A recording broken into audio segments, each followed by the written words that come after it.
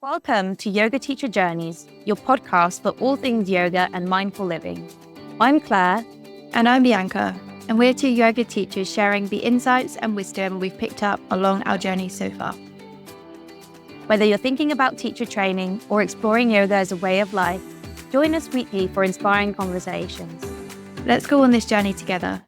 Amazing. Well, welcome back. Oh gosh, is it episode 11? Oh, I don't know. I was totally lost count. But we have our first guest on the podcast today, which is so exciting. Hi, Debora, how are you? Hello, I'm very good. Thank you. Thank you for hosting me. I'm kind of nervous. This is my first podcast I'm ever joining. So I'm quite First nervous. time that we're breaking very- your podcast virginity. Yeah. Oh, well, there's nothing to worry about. It's just a conversation, really. And so, yeah, we're really excited to speak to you today. So we all met at OneYoga on the yoga teacher training. And we thought it would be really fun to speak with you as well, because we're all now teaching in different countries. And so we thought that'd be such an interesting perspective to have. So, yeah, I guess to kick us off, it'd be great just to hear also about your journey into yoga, because obviously we spoke about this in previous episodes, but it'd be great to hear, how did you discover OneYoga and how come you chose them for your training? That's an interesting question. I think I started yoga. I don't really remember when, but I really got into it when I went to Sri Lanka 2022.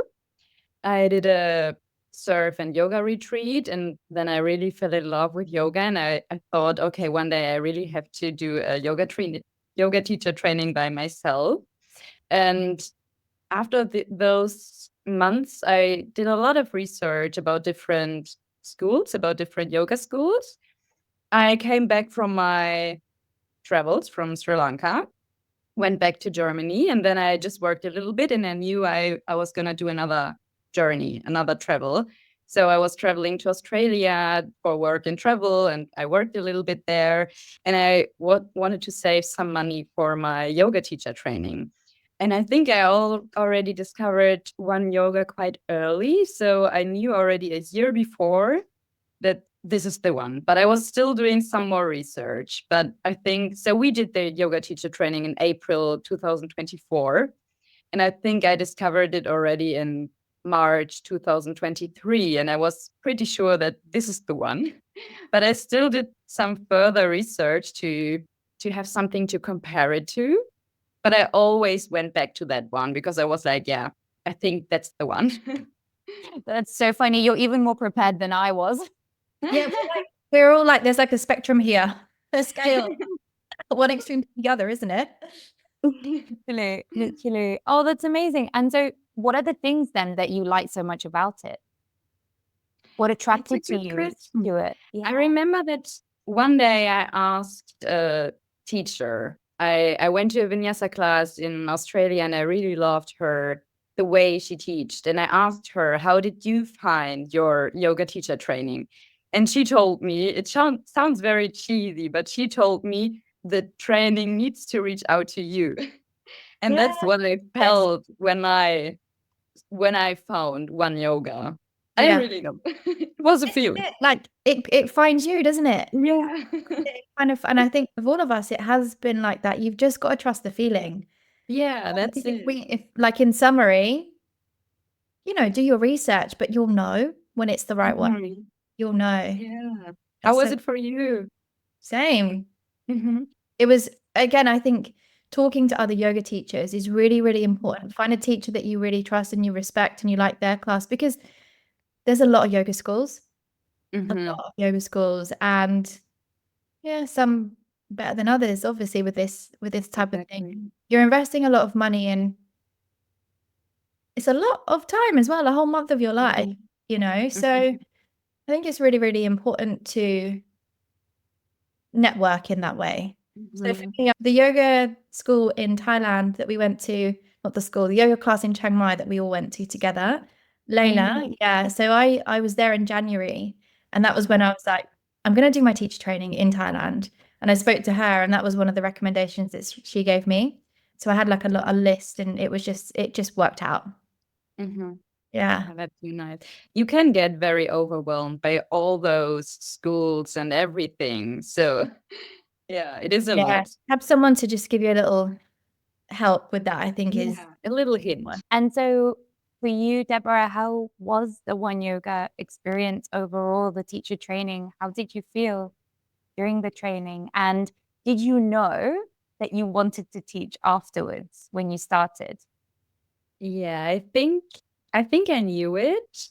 Sometimes in the beginning when we all like introduced ourselves, I think I played it a little bit cool and I was like, let's see. I don't really know.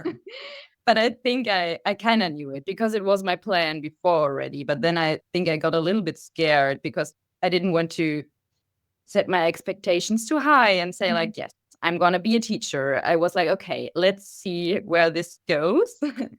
But I think I felt it already. And the more days we had, the more I fell in love with OneYoga and with the teacher training. And I already had high expectations, but it was even better than I thought. I don't know. It was such an amazing time. When I think back to it, it was like my highlight of the year. Definitely. It was very, very good. And I think I prepared myself mentally very well in the beginning because in the first months of the year, I spent a lot of time with myself and reflecting everything. And it was a little bit a tough time mentally, but I think that prepared me very well for the teacher training because I was like very much within myself and connected to myself. So it was very, very good. Yeah. And for you? Yeah, I mean, I had kind of prepared a couple of months, maybe not as long as you, but maybe 6 months before I kind of knew I wanted to go there specifically. I don't think I had as much time to think about it or be prepared because so much was happening in my life. So I kind of arrived and I was like, oh, okay, I'm at training. But I did know I wanted to teach afterwards. Yeah, I think I really knew that I wanted to and I'm glad it kind of validated that because I think if I then realized I didn't like it, I wouldn't know what to do with my life. Yes. now what? Now what? Yeah. Yeah. What about you, B? Did you know you wanted to teach? I think for me, there's been a whisper. I think I've said this before. There's been a whisper for years. It kept coming up. It kept coming up. I wasn't ready for it. And like you said there, Deborah, I think you have to have like a certain level of awareness of yourself, and because it's deep. No, It is. you need to be ready for the depth of the teacher training. So I think with all of us, it happened at the right time for when we needed it. Any sooner in my journey, I don't think it would have landed as it did. No, so I think it was perfect, all of it. True. Yeah, I think same actually, because the months and weeks before, I felt very different. So it was the perfect timing. And I Yeah. think you really have to, when you're on this more spiritual journey, you got to trust thing because things align as they should always. So it worked out because it was meant to. Yeah. So nice. Definitely. And so, what has it been like since you've come back to Germany then? Because I remember we were in Chiang Mai. You hadn't gone home yet. We were having the last dinner, and you said, "Oh, like I might already have a job. Like this is so amazing." How was it when you arrived? Doing with your CV, I remember like you were doing with your CV. Like the last time I saw you, you Mr. Kai's, and you were having a khao soi. Yeah. on your CV and all of that, and that's kind of where we left off. So, Oh my God, that's so funny that I just told you when I had like my how you call it, my talk with my future job. That's so funny that that we were still together at this point of time, because I was a little bit stressing out to even find a job as a yoga teacher, because I heard from so many other people that it's so hard, especially in big cities, in crowded cities, because everyone kind of is a yoga teacher and there are already so many studios. So it's kind of hard to get into it. And that stressed me a little bit. But it went so quick, actually. Like you said already, even when I was still in Thailand, I already had a talk with the studio. And when I came back in June, I went there a week after I arrived and I had a chat with them. And then I kind of started directly. And then I asked more studios if they need trainer, and I don't know, then it went real quick. In July, I started in the second studio, and then in November, like just recently, I started in a third studio, which is a new build studio. And that's Wow. very nice to be part of the beginning of the studio. And it's just very, very nice because I feel like, yeah, I also get to know more yoga teachers around, which is really nice to have chats, conversations with others. And I also did like the bar training, so even another door opened, which is really cool. That is cool. Mm. So cool. So do you teach in English? Now I actually teach in German, and Yeah, it's so funny all because wanted to know. This is yeah, cool. Okay. How was that um, transition? yeah, I mean, German is my first language, but in the beginning I was like, okay, that's different because I learned it in English, and all the sentences I used during my classes, I always used in English. And that's not like sentences you use in your daily use. And I was a little bit confused, but it went very, very quick because then I just watched some videos and I went to German classes, and then I just picked up some lines the other teachers use. So then it went real quick. And I feel like now it's kind of hard to go back to English for me because I'm so much out of talking in English anymore, because now I'm so used to German because I'm also surrounded by my German friends. That's why I was a little bit nervous for the podcast as well, because I don't really speak English much anymore when I'm not surrounded by English people. But in the beginning it was different, but I got into it quite quick. Yeah. And what's the ratio over there? Is it mainly German classes for most studios, or do they have English ones on the timetables as well?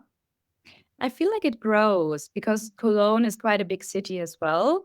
And in one of those studios, they even give like Spanish classes because sometimes have like it's more like specials, like Spanish specials. But we also do offer English classes. And sometimes I also had it that people came to me in front of my class or before my class and told me, hey, I don't really understand German.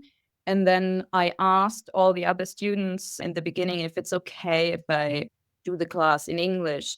And then I try to do it in English. And if someone has a problem with English, I try to give instructions in both languages. And of Wow. course, people can observe, So if I show them what to do, they do understand. And then I try to find some words in German and some words in English as well. So it fits for everyone. But yeah, I remember that this moment stressed me out a little bit because it was just like 2 weeks ago. And one girl asked me if it's okay if I do it in English. And it stressed me a little bit out because I was like, oh my God, I haven't done it in such a long time. But it went well, I think. So I tried to do both. That's a during the lot. Cologne. That's a lot. So you've got English, German, and Sanskrit.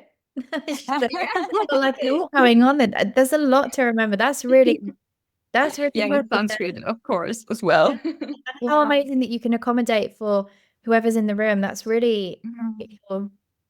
How did you feel when you did that? Because here it's the same thing. There are teachers who teach in Hungarian, but then they also do a hybrid Hungarian English. And I've been to those classes, but sometimes I feel like it breaks the flow a little bit because they say it all in Hungarian and then all in English. And as a teacher, how did it feel to do both at the same time? Yeah, I was looking at that one person that was English, and if I saw she can follow me, I was like, okay, I think that's kind of fine. And then I kind of switched because almost everyone understands the basics in Germany. So if I tell them, I don't know, straighten your legs or whatever, they do understand what I mean. So I use those phrases in English. And then sometimes if I did explain something in German, I went to the English person and tried to explain for her again. And I also showed her what to do, like suck in your belly or whatever, like try to show her that she can also observe by me explaining and showing her how to do. Amazing. Amazing. That's so cool. And I had another question that, sorry, I'm really curious about, because we have different experiences as well, is that, so for me in Budapest, I am not employed by the studios. Like I rent the space for the hour. and then it's up to me to bring the students in. How does it work for you? Okay, that's interesting. I worked as a freelancer, so I am employed by the studio. So always the owners of the studio pay me. So I give them, in the end of the month, I show them how many hours I did, and then they pay me. But I need to pay taxes afterwards, like in the Yes. beginning of next year. And I'm not sure how much it is. So I'm kind of careful with my money at the moment, because it's very new for me, like the freelancer thing. So I'm not quite sure how much I need to pay afterwards, need to pay And back. And so Yeah. they pay you for the class regardless of the number of people who show Yeah, up. it always depends, of course. Like studios do it differently. Sometimes I do get extra money if there is a certain amount of people. So it really depends. It's quite different, and I think every studio does it a little bit different. But I always get paid if someone comes. But if there's just like sometimes if there is just like one person signing up, it happens that the class gets canceled. But normally it always takes place. Yeah. Yeah, and I suppose, you're in a busy city, like you say. Yeah. Yeah. Yeah, and it's so interesting how it's so different for the three of us. Eh? Yeah.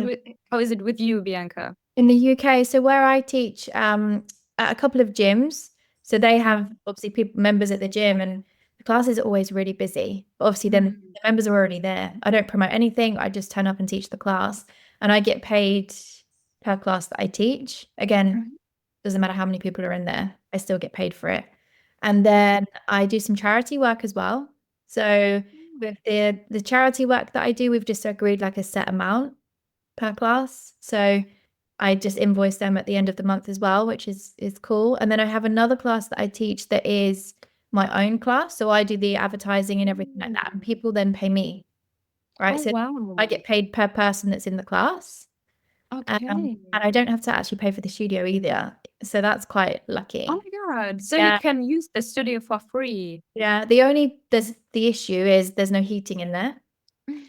So it's definitely over the summertime. I was teaching 2 classes a week, and I would have anywhere between like 8 and 16 people in a class, right? Twice a week. It was amazing. As soon as then it started getting dark and colder in the evenings, it's uncomfortable in there now. I can understand. I was going to invest in some heaters and whatnot, but it's such a huge space. Like, I don't think a couple of little heaters will really do much. Plus, I know I'm going to India like in probably 6 weeks or so. So I'm kind of just focusing on my gym class that I have where they have heating, the other gym, and my charity work. And yeah, this class, I've put it down to 1 class a week now at this other place. I have got a class on tonight, but there's not many people booking on. I've had so many say like it's too cold, and I'm like, I know it is, and I'm so grateful that I've had the opportunity to be able to teach for so long. But yeah, seasonal. Yeah, that's so amazing. Yeah. And yeah, it really varies, like the amount of people that comes to your class. Also, I don't know if you have urban sports in the UK or in Hungary. No, what's It's that? like an application where you can book like kind of everything. Like you pay, it depends which package you have. So you kind of pay like 60 euros per month, and then you can book like several gyms. You can do basically everything. You a can bit have like, full events. It's like a class. Class Yes, pass. yeah. It's kind of the same. Yeah. Yeah. So there are a lot of bookings, but also a lot of cancellations, so you never really know. Yeah. And this is it. It's you just turn up and see you see what you get, Yeah, yeah. But wow, it's amazing, isn't it? And it's only been it's November now, a few months. Yeah, it's crazy, right? It's like a lifetime. Wow. And how do you see yourself moving forward, Debora? Like, do you see yourself continuing to teach for long term? Is that how you feel? Yeah, definitely. I really, really love it. It really fulfills me, I think. And I already did some deep research for like further trainings. I think my next training will be a yin class or a yin training. And I will probably just do it here in Cologne, which is quite easy because it's usually like 45 or 50 hours. So I can combine it into my daily days. Because I really want to learn a little bit more about yin. And yeah, I don't really know. I also thought maybe, I think not yet next year, but maybe the year after, I would really love to go somewhere else again for a few weeks or months. I don't know, maybe to Spain or Portugal and teach in a retreat, in a certain yoga retreat, something like that. I would I would really love that. And maybe one day also the 300-hour training. There's so many things to do, which can overwhelm you as well, but I want to do it step by step. Yeah. Yeah. And I think with all of us, it's really like we found our dharma, we found our thing. And I saw this thing on Instagram the other day, and it's like when you find your dharma looks after you. Oh, If this is your thing, you just got to flow with it, yeah. you know, and that's really the philosophy. Mhm. Yeah. We love our philosophy. Yeah, no, it's so exciting. I really want to do my 300 hours next, I think. Maybe next year. See how it goes. My mentor, though, she's been teaching for 10 years. She hasn't done a 300-hour yet. Oh, wow. Ooh. How many hours? She's done a 200-hour, and then she's done like CPD along the way. So she's done a bit of Ashtanga, she's done small things. She's looking at doing her 300-hour next year, but she's been teaching for 10 years. Wow. She teaches at yoga teacher training. So there's still many opportunities, even if you don't do the 300-hour. I think you've got to be ready. I don't think it's essential, is it? But it would be cool to do. I thought that was interesting. Yeah, I thought that was really interesting because I was saying, I think I might do it. And she was like, it's too soon, B. Like, you don't even know who you are as a teacher yet. You know what I mean? You're a very new teacher. So just enjoy this learning from the people in the class, and, you know, it's got to integrate. But we've said I think that's true, because sometimes, as I also realized, you can get overwhelmed and you feel like, I want to do this, I want to do that, I want to learn more about philosophy and everything. But I think the best way to learn is just to go into practice. And also the feedback from your students is very, very helpful and just amazing. And when you see like people are coming back, it means they either like the time or they like your class, but it's very nice. I think they like your class, but no, it's the best feedback when people come back, or when someone comes to you at the end of the class, looks you in the eyes and says like, I really love this. I really needed this. Thank you so much. I think that's like the kind of best reward, I suppose. But with the retreats, I think that's super exciting. That's something I really want to do one day, like organize retreats. And B and I have talked about that. I was even the other day, I did this vision board. So like, you know, you cut out like from magazines, different pictures, and you put it on a board and you say, what is your rich life? Rich life meaning, what is the life that brings you joy, that you want to live? What's your ideal scenario? Even if it's like going to buy a coffee in the morning, that's your rich life, you know? And I was thinking how cool that would be to do on a retreat with the yoga, and we could have the healing corner side of things, and then the arts and crafts. Yeah, but see, in a few years, we manifest that. Yeah, I'm manifesting it every day. Yeah, that's so it's right. funny. We're just planting the seeds now. Yeah, imagine us in a few years in Spain hosting a retreat. That'd be so cool. Wow, let's hold that vision. Yeah.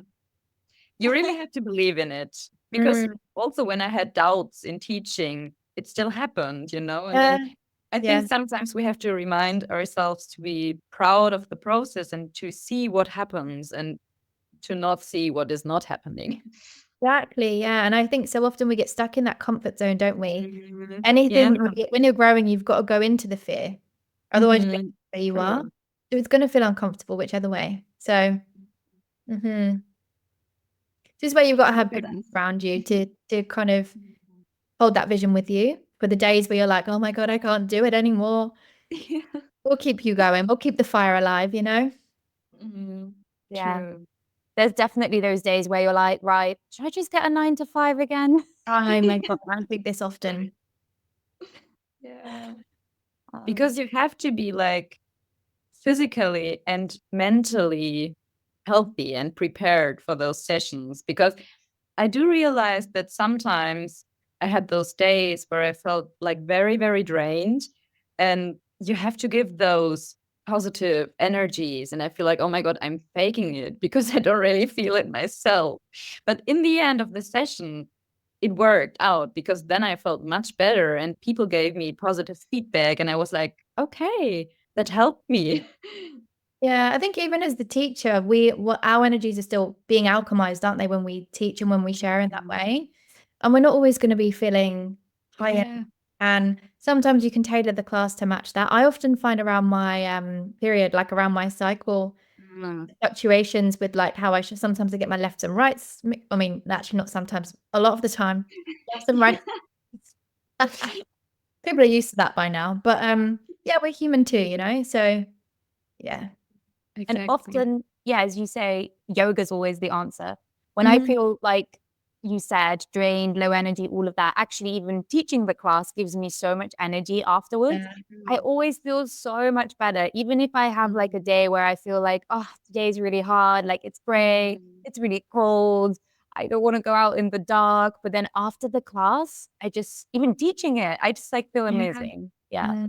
I totally agree. Even though you're very like focused when you're a teacher, it's not the same being a student and being the teacher, but it still really calms me down and fulfills me because it's just the positive energy. I don't know. Oh, it's so healing. It's such a healing space. And it's just acceptance of what is, isn't it? And it just helps you to remove the resistance. We've said this before. Yoga is all about the flow, you know? Yeah. All about the flow and love. That's so Oh. nice. Well, I'm so proud of us. Look at where we are.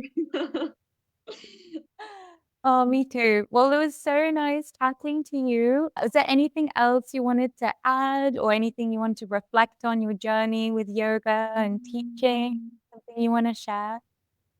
I think most important also as a teacher, I think it's important to just be yourself because there are so many teachers and you can get to that point where you compare yourself to others and maybe struggle a little bit with your skills. But it's very, very important. People are different and also people like different things. So they like different yoga teachers, different classes, which is totally normal. And of course, there are people that don't like your class, but that doesn't mean that you're a bad teacher. It's just not for them. And I think that's important to remember and to keep in mind that there's always someone which will like you. Yeah. Yeah. And I think the more authentic you are, you attract those people anyway, right? What you want wants you to. Yeah, exactly. Yeah.